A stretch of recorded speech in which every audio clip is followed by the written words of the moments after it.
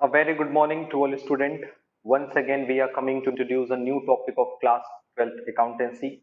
As you know very well, in the last few videos, we discussed the last chapter of part B, the last chapter of your accountancy syllabus, that is a cash flow statement. You know very well what is cash flow statement. Cash flow statement is a statement which shows the inflows and outflow of the cash during a specific period. यानी एक specific period यानी वो 1 साल का होता है generally.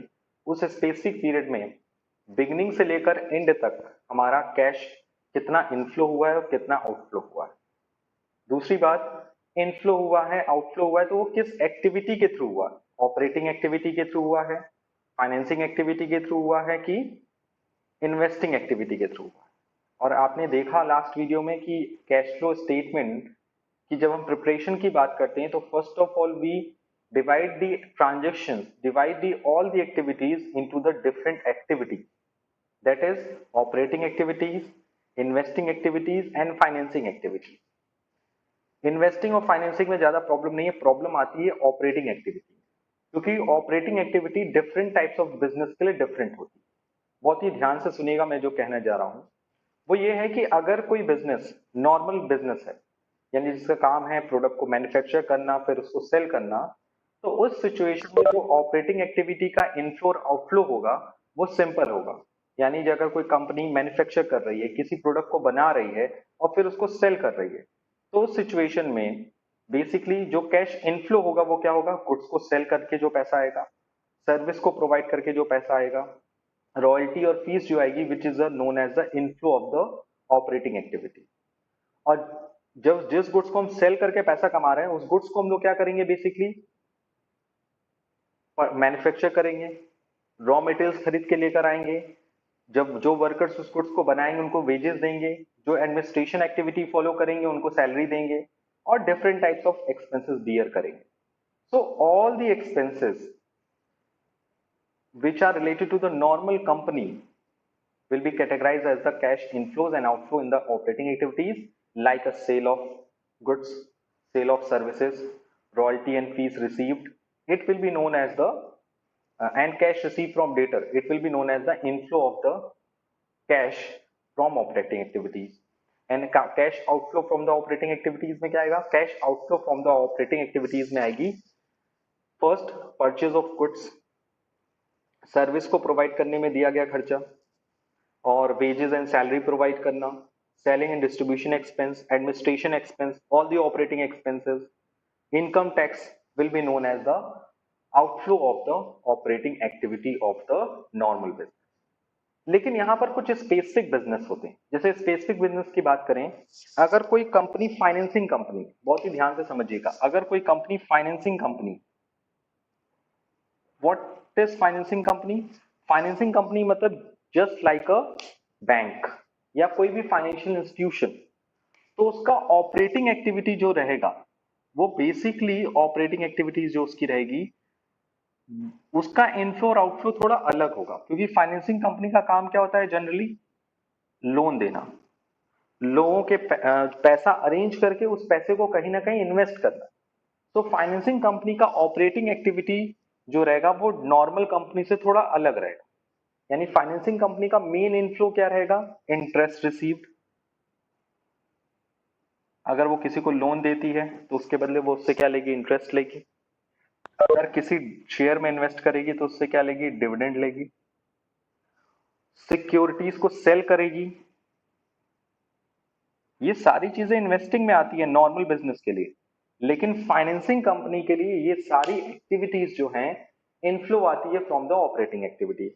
ये मैं समझाना चाह रहा था आपको, और ये मैंने लास्ट वीडियो में प्रॉपरली आपको बताया भी है कि inflow and outflow of the financing companies regarding the operating activities different from the other company. यानी अदर कंपनी का बेसिकली काम क्या होता है, गुड्स को मैन्युफैक्चर करना, सेल करना, लेकिन फाइनेंसिंग कंपनी का मेन काम क्या है, लोगों को लोन देना, पैसे को इन्वेस्ट करना, शेयर में इन्वेस्ट करना या डिविडेंड में इन्वेस्ट करना, डिबेंचर में इन्वेस्ट करना या किसी को लोन देना। तो अगर लोन देगी तो इंटरेस्ट रिसीव करेगी, शेयर में इन्वेस्ट करेगी तो डिविडेंड रिसीव करेगी, और सिक्योरिटी को सेल करेगी तो वो भी जो पैसा मिलेगा it will be categorized as the inflow of the operating activity of financing company. अब हम आउटफ्लो की बात कर दें, उसके खर्चे क्या होंगे? You know very well, operating activity financing company का आउटफ्लो होगा इंटरेस्ट पेड। इंटरेस्ट पे करेगी, सिक्योरिटी को परचेस करेगी, परचेस करेगी तभी ना फ्यूचर में सेल करेगी, तो ये सब उसका आउटफ्लो होगा ऑपरेटिंग एक्टिविटी का। बट एक चीज याद रखना है, डिविडेंड पेड कोई भी कंपनी हो, चाहे वो फाइनेंसिंग कंपनी हो चाहे वो नॉन फाइनेंसिंग कंपनी हो, वो हमेशा किस एक्टिविटी का पार्ट होगा? It will be the part of the financing activity. Generally बच्चे इसमें कंफ्यूज होते हैं, स्टूडेंट्स एग्जामिनेशन में इसमें गलती करके आते हैं कि सर फाइनेंसिंग कंपनी के लिए डिविडेंड पेड क्या होगा? फाइनेंसिंग कंपनी के लिए डिविडेंड पेड भी फाइनेंसिंग एक्टिविटी होगी, उसमें कोई भी आपके मन में कोई डाउट नहीं होना चाहिए कि सर ये एक्टिविटी किससे रिलेटेड है। तो आपको बस बेसिकली इतना समझना है कि ऑपरेटिंग एक्टिविटी फाइनेंसिंग कंपनी की दूसरे कंपनी से थोड़ी डिफरेंट होती है, लेकिन फाइनेंसिंग कंपनी का ऑपरेटिंग एक्टिविटी में डिविडेंड पेड को इंक्लूड नहीं करते। ठीक है, सिर्फ इंटरेस्ट पेड को इंक्लूड करते हैं, इंटरेस्ट रिसीव और डिविडेंड रिसीव को भी इंक्लूड करते हैं। बट अगर फाइनेंसिंग कंपनी भी डिविडेंड दे रही है तो ये फाइनेंसिंग एक्टिविटी का आउटफ्लो का पार्ट होगा, जैसे नॉर्मल कंपनी में होता है। ठीक, अगर मैं यहीं पे प्रॉपर्टी रिलेटेड कंपनी की बात कर लूं, जिसका काम क्या होता है? प्रॉपर्टी बनाना, और प्रॉपर्टी बनाने के बाद उसे रेंट पे दे देना, यानी any company which are related to the property business, यानी जिसका मेन बिजनेस है प्रॉपर्टी कंपनी, प्रॉपर्टी बिजनेस की जो कंपनीज होंगी, तो उनका काम क्या होता है? उनका मेनली काम ये होता है कि लैंड खरीदना।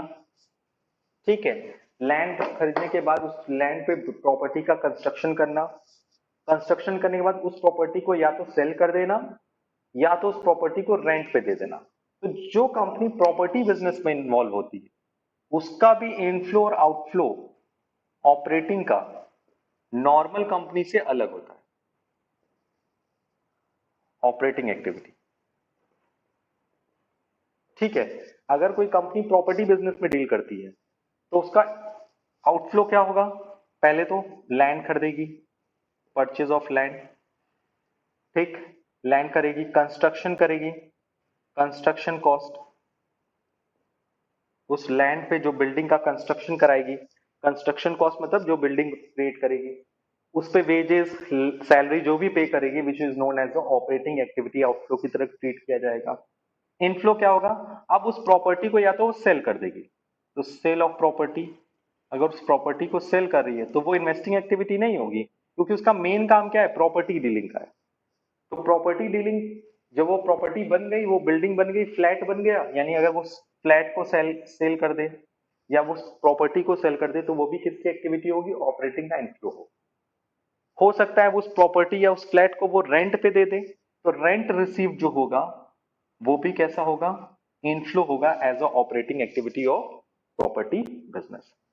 So you can see that in case of the financing company, in case of the company which are doing a business like a property dealing, तो उस केस में ऑपरेटिंग एक्टिविटी की डेफिनेशन चेंज हो जाता है, क्योंकि उन सबका मेन बिजनेस अलग होता है फ्रॉम द अदर कंपनी। तो अगर उनकी एक्टिविटी अलग होगी तो उनका ऑपरेटिंग फंक्शन अलग होगा, तो उनका ऑपरेटिंग का इनफ्लो और आउटफ्लो नॉर्मल कंपनी से क्या होगा? डिफरेंट होगा। तो ये बात मुझे आपको समझानी थी before the starting of the preparation of cash flow statement. So I hope it is clear for you. So let's we move to the numerical part. You know very well, cash flow statement classified into the three categories: operating activity, investing and financing activity. Okay. So first of all, पहले मैं सीखूंगा, हम लोग सीखेंगे कि how we will calculate the cash flow from the operating activity, यानी operating activity का cash flow कैसे निकालना है, इन्वेस्टिंग का कैश फ्लो कैसे निकालना है और फाइनेंसिंग का कैसे निकालना है। तो अपनी कॉपीज में प्रॉपरली फॉर्मेट नोट डाउन करिए, ठीक है, क्योंकि अगर ये फॉर्मेट अगर क्लियर नहीं हुआ तो ये चैप्टर आपके थोड़ा ऊपर से निकल जाएगा। तो सबसे पहले मैं डिस्कस करूंगा cash flow from operating activities, यानी हम कैसे कैलकुलेट करेंगे किसी कंपनी का ऑपरेटिंग एक्टिविटी। ठीक, cash flow from operating activity. अब इसको मैं पहले समराइज कर रहा हूं कि ये कैसे कैलकुलेट किया जाता है। Cash flow from operating activity calculated by the following way. The way is, first of all, we write down the net profit before tax and extraordinary items. Okay. So first of all, हम कौन सी value लेंगे? Net profit before tax and extraordinary item. फिर उसमें कुछ चीजें add करेंगे। Add is non cash expense and non operating expense add कर दिया सर। ये सब क्या होते हैं मैं अभी बताऊंगा। उसमें से फिर लेस करेंगे नॉन ऑपरेटिंग इनकम। आप लोग फुल फॉर्म लिखिएगा, non cash expense non operating expense को ऐड करेंगे, नॉन ऑपरेटिंग इनकम को माइनस करेंगे। तो वैल्यू आएगी, जो ये वैल्यू आएगी, it will be known as the operating profit. It will be known as the operating profit before working capital changes. तो हमने क्या किया? सबसे पहले नेट प्रॉफिट लिया before tax and extraordinary items. उस वैल्यू में हमने ऐड किया non cash expense and non operating expense, फिर माइनस किया नॉन ऑपरेटिंग इनकम, तो आ गया operating profit before working capital changes. अब जब आया operating profit before working capital changes, तो उसमें हम कुछ एडजस्टमेंट्स करते हैं। किससे रिलेटेड? वर्किंग कैपिटल से रिलेटेड। क्योंकि बिफोर वर्किंग कैपिटल चेंजेस है तो उसको after working capital changes, and working capital का पार्ट क्या होता है? Current assets and current liability. उसमें हम लोग क्या करेंगे? वर्किंग कैपिटल का एडजस्टमेंट करेंगे, like a current assets and current liability. तो होता क्या है, इसमें ऐड करते हैं increase in current liability, decrease in current assets. ठीक है, यानी करंट लायबिलिटी अगर इंक्रीज होगी तो उसको ऐड करेंगे, और करंट एसेट्स अगर डिक्रीज होगी तो उसको भी ऐड करेंगे। ये दोनों चीजें ऐड करेंगे। और लेस करेंगे अपोजिट। अगर करंट लायबिलिटी डिक्रीज होगी, decrease in current liability and increase in current assets, इन सबको हम लोग इसमें से क्या करेंगे? माइनस करेंगे। तो operating profit before working capital changes में ऐड किया करंट लायबिलिटी का इंक्रीज और करंट एसेट्स का डिक्रीजमेंट, और माइनस किया करंट लायबिलिटी का डिक्रीजमेंट और करंट एसेट्स का इंक्रीजमेंट। तो जो वैल्यू आएगी उसको हम लोग बोलेंगे cash generated from, answer is cash generated from operating activities. ठीक है, it will be known as the cash generated from operating activity. और फिर उसमें से माइनस करेंगे income tax paid. Income tax paid, तो जो इनकम टैक्स पेड माइनस हुआ, तो ये फाइनली आंसर आएगा हमारा cash flow from operating activity. ये लास्ट में आंसर आएगा हमारा cash flow from operating activity. लेकिन एक बात याद रखनी है, ये आंसर पॉजिटिव में भी आ सकता है, माइनस में भी आ सकता है। अगर प्लस में आंसर आएगा तो लिखे जाएगा cash flow from operating activity, और अगर माइनस में आएगा तो फ्लो की जगह कौन सा वर्ड यूज करेंगे? Used. If it is in positive, so we write down the cash flow from operating activity. If it is in negative, so we write down cash used from operating activity. So here it is a complete format of cash flow from operating activity. सबसे पहले net profit before tax and extraordinary item, फिर उसने दोनों को add किया, एक को less किया, फिर current asset and current liability का एडजस्टमेंट किया, फिर लास्ट में इनकम टैक्स को पे कर दिया, और आ गया आपका cash flow from operating activities, या आ गया cash use from operating activity. So इसमें ये प्रॉब्लम आपके मन में है, sir what is net profit before tax and extraordinary item, what is non cash expense and non operating expense, sir what is non operating income, ये बताइए, और ये क्या है। तो पहले मैं इस चीज को आपको क्लियर कर देता हूं कि ये कैसे क्लियर होगा कि क्या ऐड होगा क्या लेस होगा। तो इतना बस समझ लो आप लोग अपने दिमाग के लिए कि करंट लायबिलिटी के साथ सेम बिहेवियर होता है, करंट लायबिलिटी के साथ कैसा बिहेवियर होता है, सेम, यानी कैश फ्लो स्टेटमेंट जो होता है वो करंट लायबिलिटी को अपना समझता है और करंट एसेट्स को पराया समझता है। ओके, तो अगर करंट लायबिलिटी इंक्रीज होती है तो उसको ऐड करते हैं, करंट लायबिलिटी डिक्रीज होती है तो उसको क्या करते हैं, माइनस करते हैं, यानी अपना जैसा बिहेवियर। लेकिन करंट एसेट्स के साथ अपोजिट बिहेवियर करते हैं। कैसे, करंट एसेट्स अगर डिक्रीज हो रहा है तो उसको ऐड करेंगे, इंक्रीज करेंगे, इंक्रीज करेगा तो उसको क्या करेंगे, लेस करेंगे। यानी बेसिकली अगर हम कहना चाहें तो ये कह सकते हैं कि करंट एसेट्स इंक्रीज होगा तो माइनस, करंट लायबिलिटी इंक्रीज होगा तो प्लस, अगर करंट एसेट डिक्रीज होगा तो प्लस, करंट लायबिलिटी डिक्रीज होगा तो, यानी आप देख रहे हो up current liability plus, down current liability minus, लेकिन करंट एसेट्स के लिए टू परायो जैसा behaviour, current liability current asset बढ़ेगी तो माइनस, घटेगी तो प्लस, यानी अपोजिट बिहेवियर। आपको बस इतना लर्न कर लेना है कि करंट लायबिलिटी इंक्रीज होगी तो प्लस, करंट लायबिलिटी डिक्रीज होगी तो माइनस, और करंट एसेट्स अगर इंक्रीज करेगी तो माइनस, करंट एसेट डिक्रीज करेगी तो प्लस। ये सिंपल सा ट्रिक है आपको इसको समझने के लिए। इनकम टैक्स गिवन होगा, और ये 3 पॉइंट आपको क्लियर करना है वन बाय वन कि what is net profit before tax and extraordinary item, what is non cash expense non operating expense, and what is non operating income. So one by one we discuss it कि sir ये कैसे calculate होंगे। So please note down in your copy. The first one is a net profit before extraordinary item. So how we will calculate the net profit before tax and extraordinary item? Net profit before tax and extraordinary item, ये कैसे calculate होंगे। और देखो जब भी आप cash flow statement बनाओगे ना तो बेसिकली आपको कंपनी का स्टेटमेंट ऑफ पीएल और बैलेंस शीट बना के दिया रहेगा, यानी लिखा रहे, ये फॉर्मेट दे दिया जाएगा, from the following balance sheet and statement of profit and loss please prepare the, please तो नहीं लिखा रहेगा, लिखा रहेगा prepare the cash flow statement as per accounting standard 3 revised. तो उसमें आपको हर एक्टिविटी निकालनी पड़ेगी, ऑपरेटिंग, इन्वेस्टिंग एंड फाइनेंसिंग। तो सबसे पहले हम लोग किस एक्टिविटी की बात करें, operating.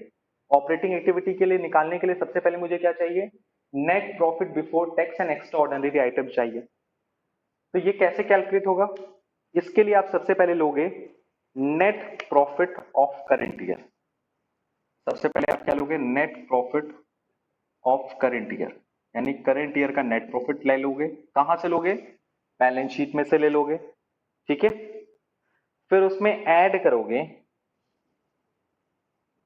Transfer to general reserve, अगर जनरल रिजर्व में कोई वैल्यू ट्रांसफर हुई है तो उसको ऐड कर दोगे।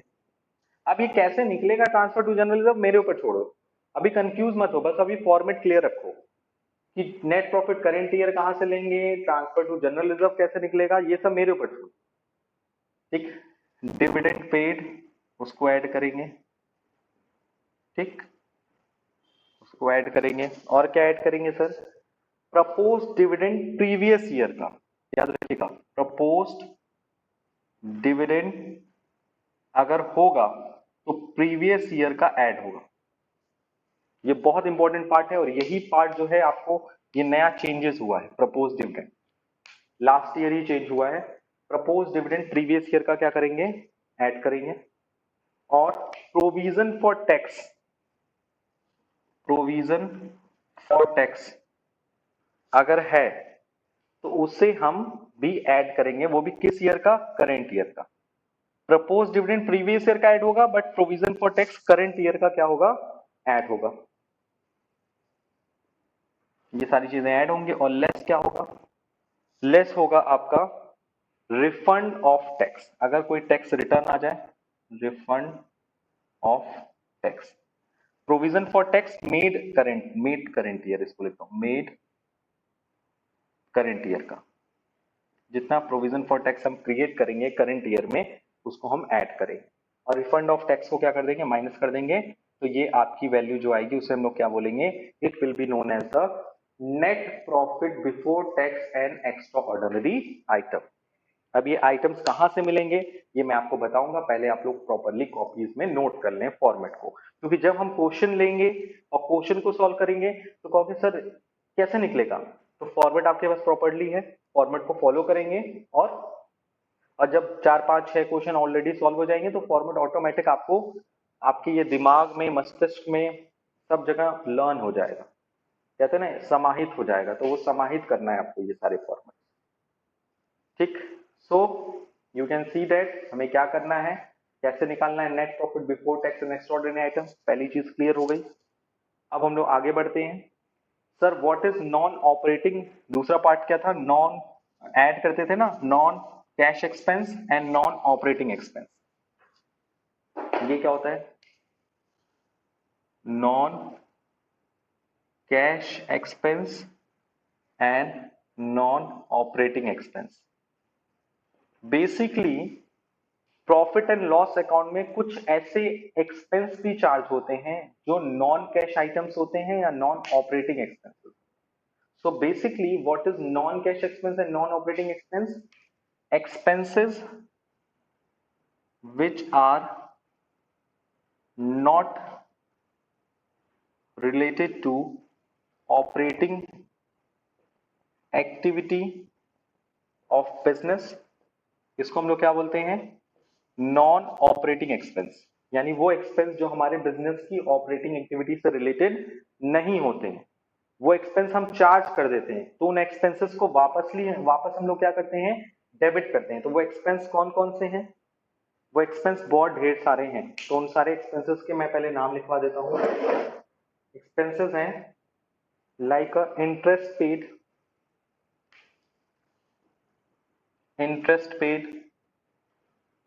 it is a very big example of non operating expense.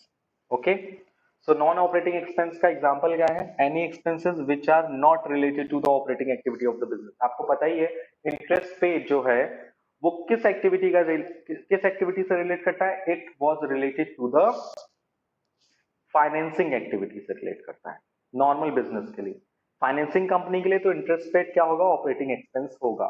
तो वो डिपेंड करेगा कि आप किस कंपनी का कैश फ्लो स्टेटमेंट बना रहे हैं। और बहुत ज्यादा टेंशन नहीं लेना है कि सर ये क्या operating activity, financing company, non financing, इतना बड़ा है नहीं जितना बड़ा आप सोच रहे हैं अभी। तो नॉन ऑपरेटिंग एक्सपेंस क्या होता है? कोई भी ऐसा एक्सपेंस जो बिजनेस की ऑपरेटिंग एक्टिविटी से रिलेटेड नहीं होता है, उसको हम लोग क्या करते हैं? ऐड करते हैं। उसमें एक एग्जांपल क्या है आपका? Interest paid. ये नॉन कैश एक्सपेंस क्या होता है? Expense which are not paid in cash. यानी वो खर्चा जो बिजनेस से रिलेटेड तो है बट वो खर्चा हम कैश में पे नहीं करते हैं। वो एक्सपेंस हम लोग कैश में पे नहीं करते हैं। उन एक्सपेंस को हम लोग क्या बोलते हैं? Non operating, non cash expense. Example इसके बहुत ढेर सारे मिलेंगे। आपको पता है सबसे पहला एग्जाम्पल तो आपका ये है, डेप्रीशिएशन। आपने लैंड पे डेप्रीशिएशन लगाया, बिल्डिंग पे डेप्रीशिएशन लगाया, फर्नीचर पे लगाया, फिक्चर्स पे लगाया, बहुत सब जगहों पे डेप्रीशिएशन लगाया, but you know very well depreciation is a non cash expense. ये एक्सपेंस को करने पे कोई पैसा नहीं जाता हमारे पास। डेप्रीशिएशन के साथ साथ एमोर्टाइजेशन। एमोर्टाइजेशन क्या होता है? यू नो वेरी वेल, जब हम इंटेंजिबल एसेट्स को राइट ऑफ करते हैं, जैसे हम गुडविल को, पेटेंट को, कॉपीराइट को, किसी भी intangible assets like preliminary expenses को हम राइट ऑफ करते हैं, तो राइट ऑफ करना it is just kind of amortization. So depreciation and amortization expenses are known as the non cash expense. और कौन सा नॉन कैश एक्सपेंस होता है? Loss on sale of assets. अगर आप किसी भी एसेट को सेल किए और उस पर लॉस हो गया, तो लॉस के केस में आपको क्या जेब से पैसा देना पड़ता है? नहीं। 10,000 की चीज 8,000 में बिक गई, 2,000 आपको कम मिला, ये नॉन कैश एक्सपेंस होता है। सो दैट्स वाई ये सारे एक्सपेंसेस को हम लोग किस में कैटेगराइज करते हैं? Non cash expense and non operating expense. और ये सारे एक्सपेंस अगर प्रॉफिट एंड लॉस अकाउंट में चार्ज हुए हैं तो उनको ऑटोमेटिक जाकर किसमें ऐड कर देना है? Net profit before tax. Net profit before tax and extraordinary item जो आपने कैलकुलेट किया है उसमें जाकर फिर से जाकर उसको उसमें क्या कर देंगे? ऐड कर देंगे। Next part is non operating income. ये नॉन ऑपरेटिंग इनकम क्या होती है? जैसे मैंने आपको बताया, any income which are not related to the operating activity of business. इसको समझाने की जरूरत नहीं है। व्हाट इज, आपको पता ही है non cash and non operating expense क्या होता है? ऐड होता है। और नॉन ऑपरेटिंग इनकम क्या होती है? माइनस होती है। तो मुझे आपको क्लियर तो होना चाहिए what is non operating income. Non operating income is the income which are not related to the operating activity of business. जो बिजनेस के ऑपरेटिंग एक्टिविटी से रिलेटेड नहीं होता। बिजनेस की मेन एक्टिविटी क्या होती है? गुड्स को सोल्ड करना, उससे जो पैसा मिल रहा है that is known as the non operating income. So, what is non-operating income? You know very well. Non-operating income is the income which are not earned due to operating activity of business. Activity of business. यानी आप जो business कर रहे हो उससे आप earn नहीं कर रहे हो, that is a non operating. तो नॉन ऑपरेटिंग इनकम के एग्जांपल्स क्या क्या हैं? So let's we discuss this. Suppose you earn profit on sale of assets. अगर आपने कोई एसेट सेल कर ली और उससे आपको प्रॉफिट हो गया, सो ये नॉन ऑपरेटिंग इनकम में क्लासिफाई किया जाएगा।